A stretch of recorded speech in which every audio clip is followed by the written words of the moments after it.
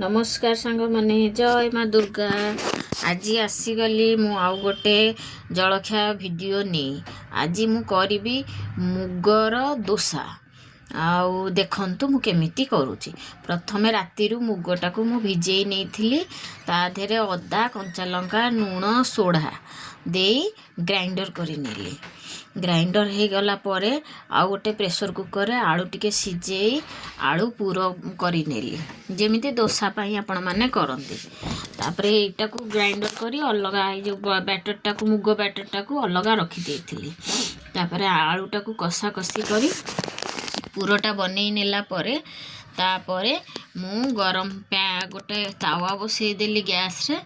तावाटा गरम हो गला परे तापरे ए बैटर टा को जेमती चकुली पिठा करंती डोसा करंती सेमती गोल करी बैटर टा को बुलेई नेली।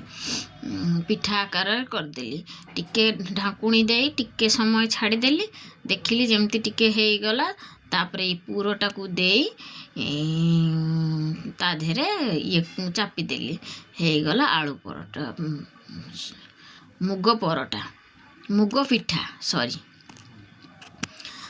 आलू पूरा रे आलू मटर छुंठी आउ पनीर लूण लंका स्वाद अनुसार लंका लूण लंका आउ प्रथमे कड़ाई रे तेल दे पियाज टा को भाजी नेबे तापर आलू पुरोटा करदेबे आउ करी पिठा बनै खाइबे।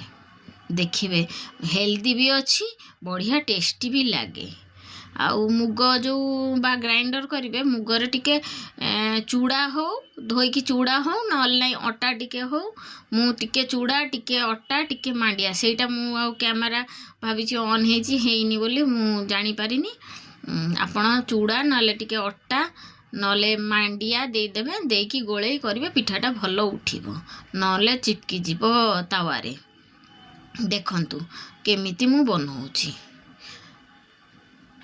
पिठाटा हो गला। पिठाटा हो जिबा परे एथर मु एथरे आलू जो पूरोटा कर रखिथिली से आलू पूरोटा को दे दउछि। दे दे टिके चटनी भी बनै दिबे।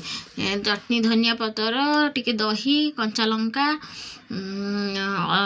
रसुण लूण स्वाद अनुसार लूण दे ग्राइंडर कर देबे। चटनीटा बनै खाइबे पिठा संगे नले टमाटो सॉस जहाँ दे खाइबे बहुत टेस्टी लागिबो। बनातु घरे जलखिया रे खातु बिना पियाज रसुण जदि करिया को चाहिए ताले चटनी रे अदा दे देबे रसुणटा स्किप कर देबे बढ़िया लागिबो। आपण करी बनै खातु आ मते कमेंट रे जणातु। आ प्लीज मो चैनल टा को लाइक करंतु कमेंट करंतु सब्सक्राइब करंतु। रहिली जय माँ दुर्गा।